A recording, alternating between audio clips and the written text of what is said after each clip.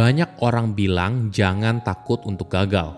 Tapi untuk beberapa orang, kegagalan bukanlah sebuah opsi, tapi sebuah kemewahan yang hanya dimiliki segelintir orang. Halo semuanya, nama saya Michael. Selamat datang di channel saya, Sikutu Buku. Kali ini saya akan bahas kalau kegagalan adalah sebuah kemewahan yang tidak dimiliki oleh setiap orang. Kegagalan tentunya merupakan sesuatu yang penting. Banyak penemuan besar juga dimulai dari kegagalan. Kegagalan lalu diromantisasi sebagai sebuah proses yang harus dijalani. Namun yang luput dipahami, efek kegagalan itu berbeda bagi setiap orang. Orang yang punya safety net yang kuat tidak terlalu takut akan resiko kegagalan. Toh hidupnya juga tidak terganggu, ada kekayaan orang tua yang mendukung, tidak punya tanggungan hidup, dan sebagainya. Namun perlu digarisbawahi, bukan artinya saya menolak kegagalan.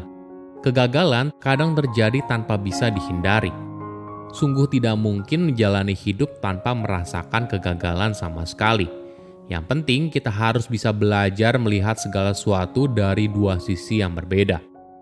Sebelum kita mulai, buat kalian yang mau support channel ini agar terus berkarya, caranya gampang banget. Kalian cukup klik subscribe dan nyalakan loncengnya. Dukungan kalian membantu banget supaya kita bisa rutin posting dan bersama-sama belajar di channel ini. Kegagalan boleh dibilang menjadi sebuah tren selama 10 tahun terakhir.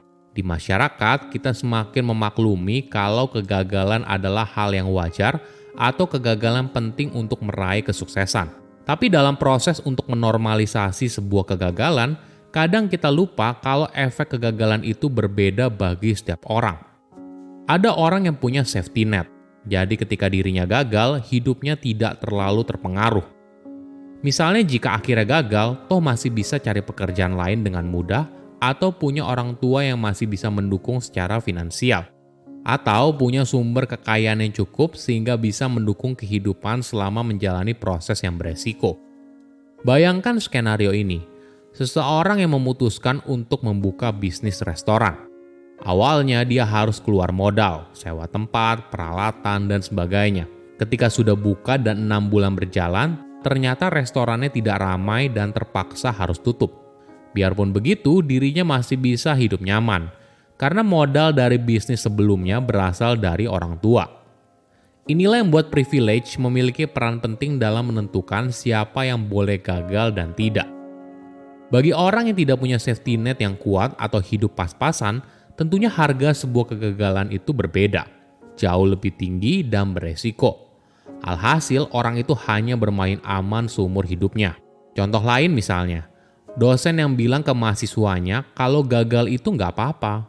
Tentunya niat dosennya tidak selamanya buruk, mungkin saja baik agar mahasiswanya tidak terlalu stres sehingga mereka bisa menikmati hidup selain kuliah. Tapi saran yang sama tidak bisa diaplikasikan ke semua mahasiswa. Bayangkan seorang mahasiswa yang menggantungkan masa depannya dengan beasiswa. Gagal dalam sebuah mata kuliah dan nilai semester yang rendah tentunya bukanlah sebuah opsi. Artinya ketika mereka gagal, maka resiko beasiswanya dicabut, maka pupuslah sudah masa depannya. Kegagalan adalah sebuah pengalaman yang tidak bisa dibeli dengan uang. Bahkan jika kamu menghabiskan uang untuk gagal dengan sengaja, maka kamu tidak benar-benar gagal.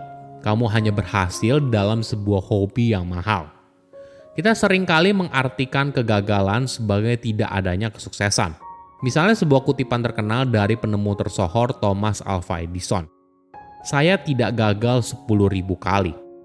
Kutipan ini muncul ketika dirinya bereksperimen dalam membuat sebuah bola lampu. Mungkin perlu digarisbawahi, kalau yang dialami bukanlah kegagalan, tapi bisa dibilang error, kurang beruntung, atau garis awal yang salah. Ini yang boleh dibilang kalau kegagalan adalah sebuah konsep yang relatif untuk menggambarkan perasaan, situasi, dan kejadian tertentu. Bagi beberapa orang, kegagalan terasa seperti dunia yang runtuh. Tapi bagi orang lain, situasi yang sama justru dianggap sebagai lembaran yang baru. Selama beberapa tahun terakhir, boleh dibilang kita seringkali dibombardir oleh kekuatan dari sebuah kegagalan.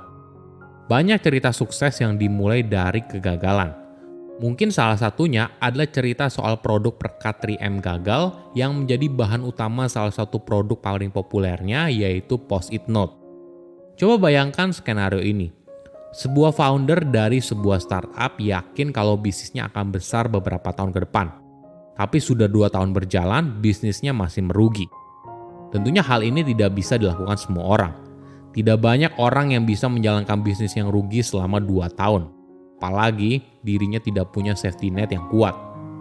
Di Silicon Valley, para founder startup justru didorong untuk fail fast and fail often. Mereka didorong untuk gagal, dengan harapan berhasil membuat sebuah terobosan besar yang mengubah dunia. Orang yang berasal dari keluarga dengan pendapatan rendah punya fokus yang berbeda.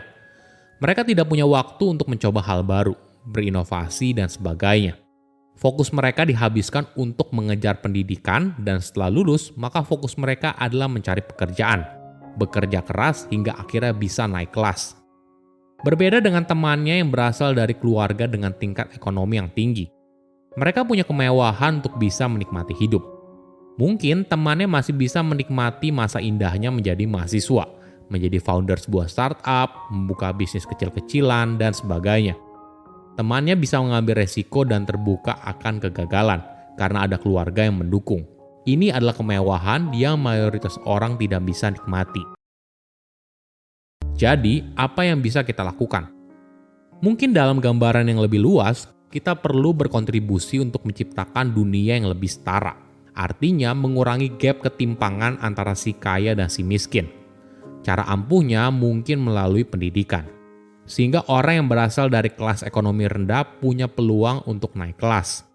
Tujuannya agar lebih banyak orang bisa berani untuk mengambil resiko karena keuntungan yang nantinya mungkin diperoleh lebih tinggi daripada konsekuensinya apabila gagal. Sehingga ketika mereka gagal, mereka bisa bilang, saya akan mencoba lagi lain kali. Tips lain yang menarik adalah menciptakan budaya kerja yang merangkul kegagalan. Ketika kesalahan dibuat, jangan selalu dipandang sebagai hal yang tabu, tapi perlu dilihat sebagai sebuah kesempatan untuk berinovasi, bertumbuh, dan menjadi lebih baik. Ini merupakan tugas pemimpin di perusahaan atau organisasi. Inovasi tidak hanya merupakan lip service semata, tapi memang budaya yang diamini oleh manajemen puncak di perusahaan. Contoh nyatanya adalah berikan ruang kepada karyawan untuk bereksperimen, gagal, dan coba lagi. Terakhir adalah umpan balik terus-menerus. Namun perlu dicatat, umpan balik bukan untuk mencari siapa yang salah, tapi harus dilihat sebagai kesempatan untuk belajar satu sama lain. Pemimpin harus bisa menciptakan situasi yang aman bagi karyawan, sehingga ketika sesi umpan balik dilakukan, karyawan tersebut tidak bersikap defensif. Silakan komen di kolom komentar pelajaran apa yang kalian dapat ketika tahu informasi ini. Selain itu, komen juga mau tahu informasi apa lagi yang saya review di video berikutnya. Saya undur diri, jangan lupa subscribe channel YouTube Sikutu Buku. Bye-bye.